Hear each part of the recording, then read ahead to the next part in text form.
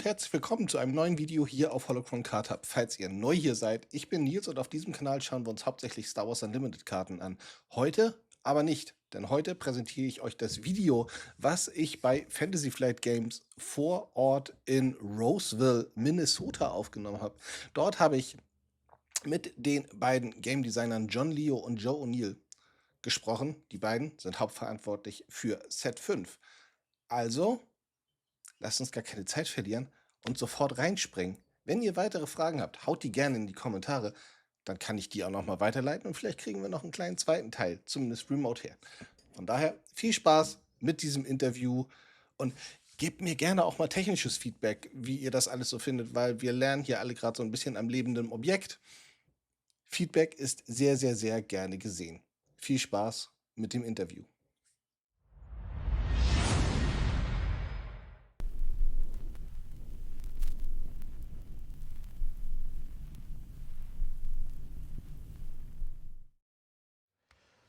We talking theme or gameplay? There's a lot of different answers there. I would say gameplay, it's set up for a big payoff. Action sequencing matters. And your favorite characters. There's so many fun Force characters in this set. There really are. Yeah. And for you? I think I would say that mid-range is a part of the game. The Force feels impactful, and deep cuts from among the roster of Force characters. Yeah.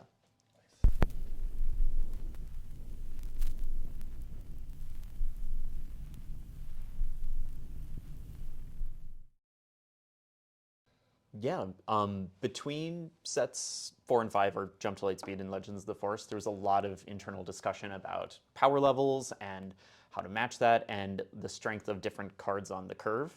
And we noticed that especially 2-cost units were a little weaker, especially for like unique characters. Like Spark of Rebellion Sabine Wren is a great card, so is Battlefield Marine, but you're not getting a lot of those unique characters that are feeling really impactful. So we wanted to do a whole cycle of 2-cost units that were strong and impactful, and seeing public's reaction to those already has been pretty reaffirming.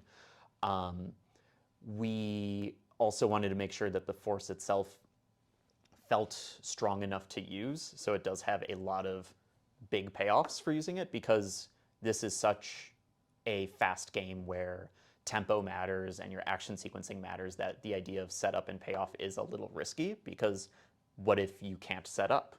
That's always a big deal. But I think that all the Force payoffs are impactful enough that they will make a shakeup on the meta. But this set is also very insular. You're going to get the Force-Mechanik in this set, but that's going to eat up so much of the set's space that we wanted to make sure it was worth it to run it. And it ties into the older sets because there were a lot of strong Force units. There will be strong Force units, and that's not going to change. So even if there's not a card that says use the Force in a future set, there will be a Force unit that can help gain you the Force or activate a different ability that says if you control a Force unit and such. So this set is doing its own kind of strong thing, while also being integrated with the Force trait throughout all of our sets. Yeah, we wanted to make sure that building on previous sets, like you talked about, but we also wanted to make sure that we were establishing a new normal with Legends of the Force. So seeing those 2-cost units that have 2 Force stat lines, something like that.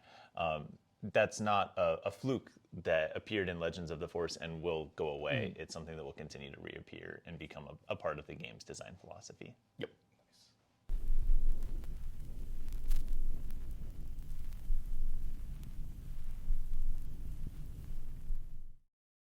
You asked for like a brief explanation, and I can give that.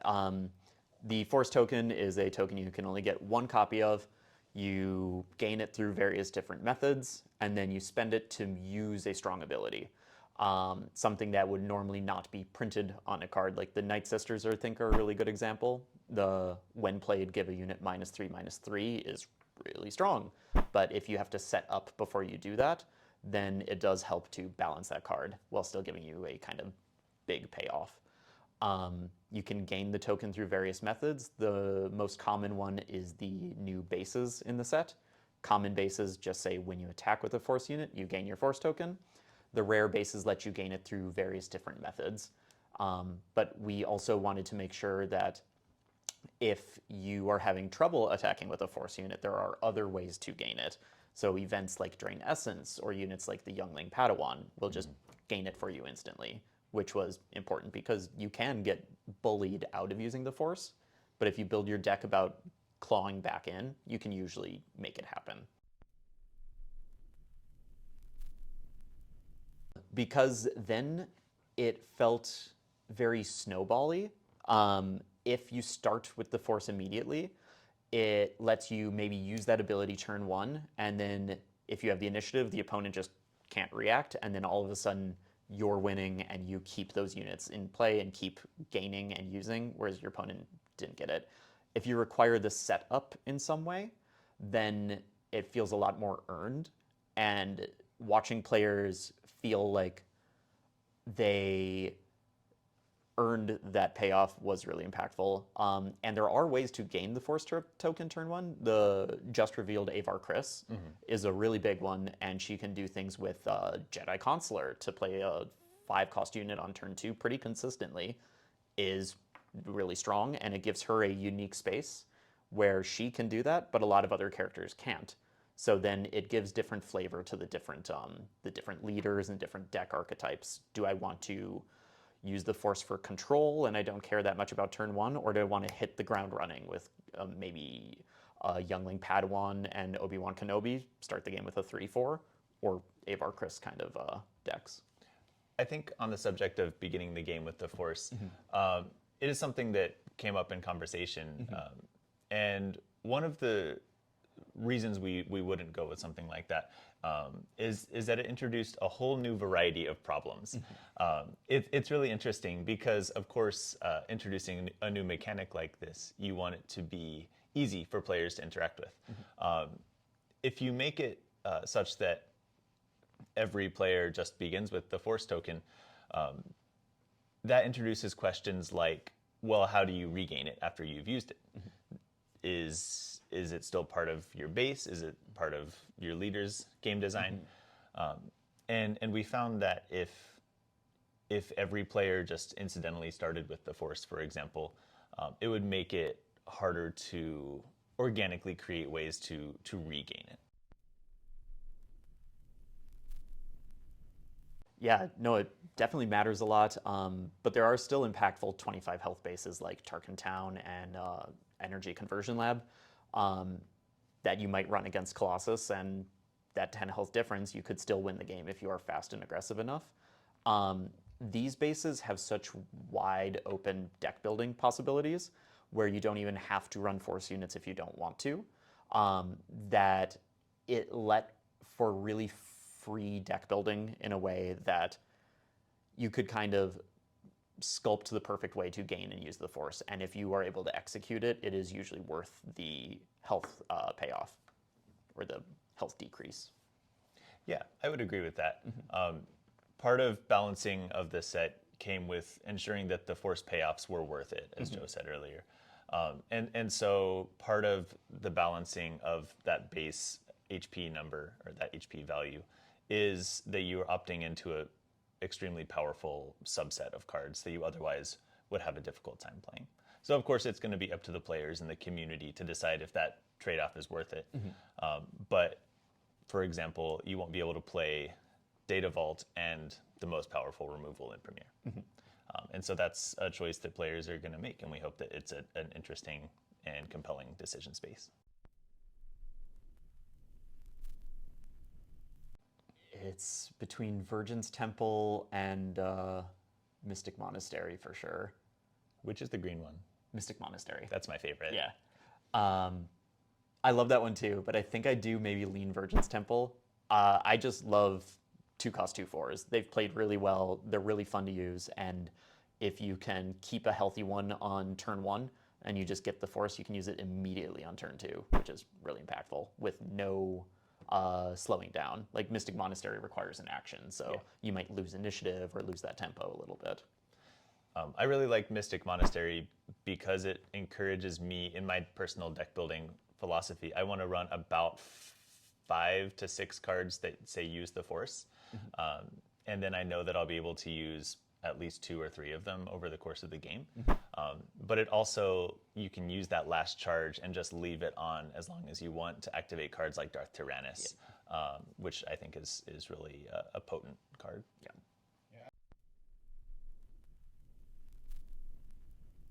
Exactly. Yep. And it allows the opponent to have a response. Yes. Which is important.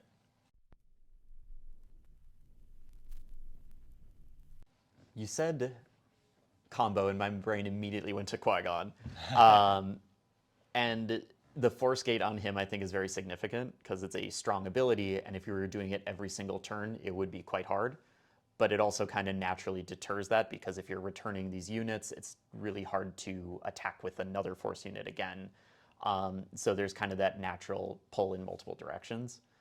Otherwise, I really like the Night Sister package because they are really strong removal, but you have to set up that removal with usually a unit. You can use Mystic Monastery, you can use Drain Essence, but it still requires you to sequence that action. And I think that's what's really special about Star Wars Unlimited in general, is that back and forth action system. We wanted to lean into that where I'll take my action, you take your action, and now I have to do something different in order to set up my force, but that might give you an opportunity to respond. So there's always that kind of weighing of payoffs. Is it worth waiting, or is it more important that I take the action immediately?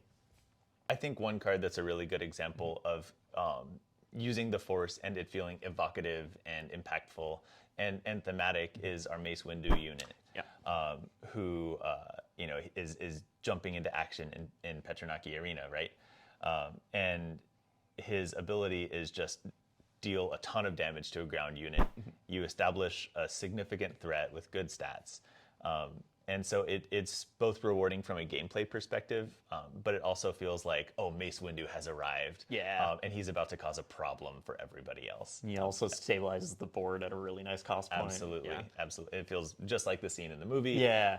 It's really, really a fun card. I really like him. I also like that he compares very similar to Wrecker, like even the same cost point and the same colors, but they play very differently because it's really hard to use Mace Windu with Energy Conversion Lab, and that's everyone's favorite way to play Wrecker. Yeah. You're probably running a force base if you're using Mace Windu. You don't have to, but it is difficult not to. So usually Mace Windu is doing something more about damage and sticking around than an immediate ambush like Wrecker often does. Yeah, Wrecker often is secretly a burn spell on the opponent's base, right?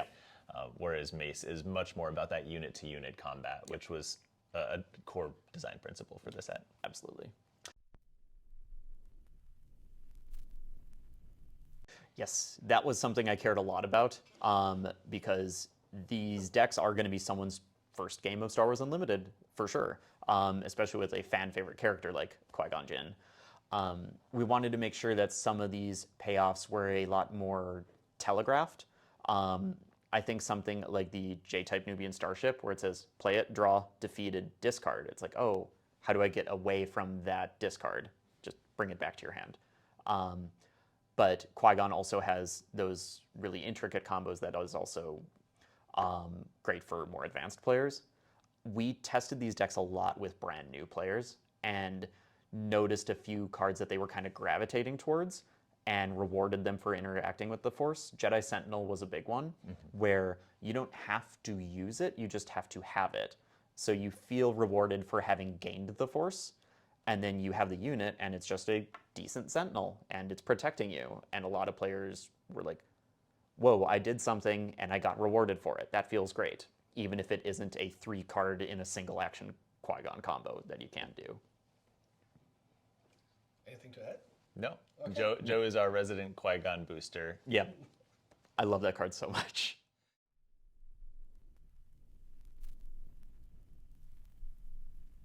I I would say implementing the Force as a mechanic comes with really high expectations and was a huge challenge for us to approach. Yeah, the mechanical like setup and payoff, the Force has kind of an economy to make sure you have enough gains and enough sinks that both work in tandem.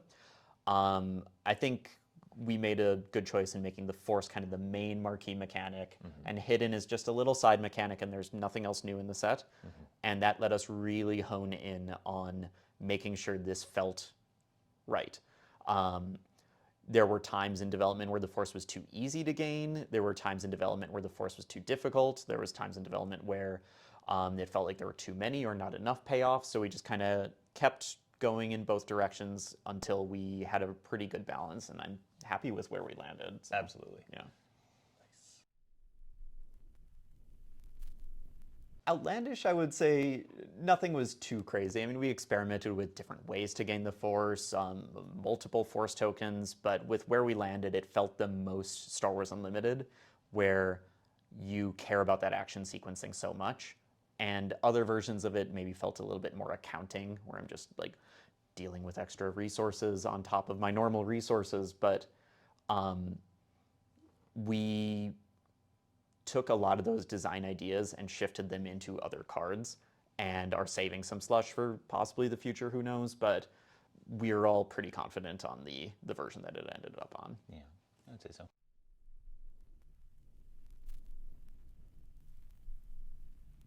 Oh, huge question. Yeah. Oh, Jackson the Rabbit. Yeah. Yeah. There are a lot of characters that I really wanted. I've seen a lot of fans requesting other characters, like from the Knights of the Old Republic series of video games. I think that there's so many characters we wanted to add. Yeah. But one of the exciting things about designing for this game is that we can just keep those ideas and bring them up in a future set. Yeah.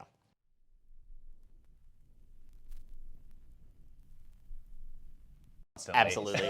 I love the Jedi Fallen Order and Survivor games. I played Fallen Order before getting this job, and Survivor came out after getting this job. And I feel like every 5 minutes playing Survivor, I was like, take a screenshot, save that, because I want to make a card of that later. And Absolutely. Yeah. Whenever I watch a Star Wars piece of Star Wars media, or I'm reading a Star Wars book or playing a video game, I always just have my phone with my notes app. Yeah. And I just make like, oh, that was a great line. That would be a good title for a card. Yeah. Something like that constantly.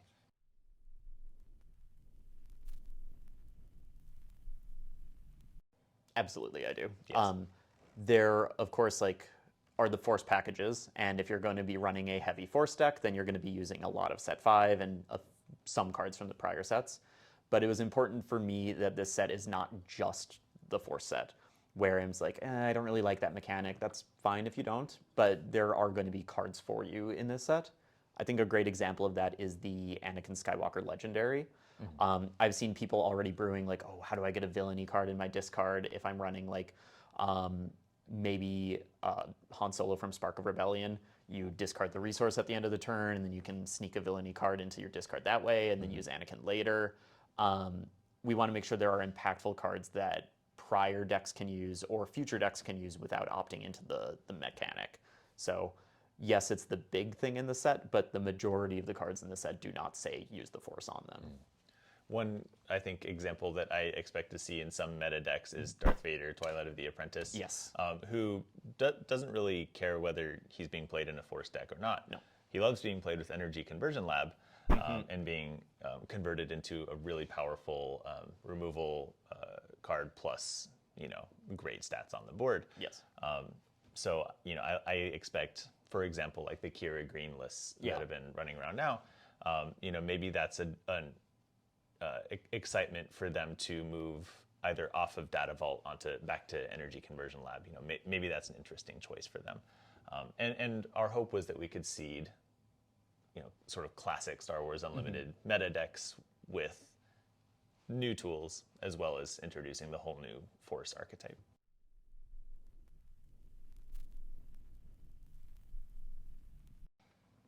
What kind of feedback do you like? I mean, I like of course, I love the positive feedback. We're like, this feels fun, this feels impactful. But that's unrealistic to expect like that's all of the feedback. So I want to hear where does it feel like it fell flat as well in ways of like, oh, I have this deck that I really like and this didn't mesh with it. I want to know where the fun is for people because we always want to be chasing that fun. This is a card game in the end of the day. Some people love to compete. Some people love to just play at a kitchen table, but in the end, it is all for fun in some shape or form. So I want to know what feels fun and what didn't. So For me, my very favorite part of this job is playing with kids at conventions. We get to go to events all over the country, all over the world, and my very favorite thing to do is just like sit with like a 9-year-old kid and their parents and just talk about their deck. At UK Games Expo last year, I got to sit with I think a 9-year-old boy named Paul, who was playing just a great Sabine list, and he didn't speak English, I don't speak French, but we were able to sort of look through his deck and be like, oh, I love that card, and his dad would translate for us. One of the best things about designing for this game is when a child or a person who's new to card games sees a character in a card and it becomes their new favorite character. yeah, For designing Legends of the Force for future sets that we've worked on together, one of the most exciting things is picking characters with cool visual appeal, because a kid will open that in a booster pack and think, oh, this guy's awesome, this is my new favorite guy. yeah. That's an amazing feeling, I think. It might be the first time they've seen that character too. Oh, many times. Yeah, so they start with the card and then go back to whatever media the character is from, and that's always kind of a fun moment to see too. Yeah, it's amazing. Star Wars is for everyone, we like to say a lot. We have a mantra around here. We say Star Wars is for everybody all the time. Yeah.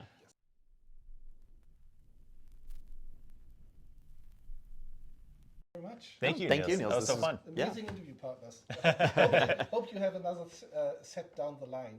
We do. We do. Yep. Yeah. So we're the co-designers of Set 7 as well. Yep.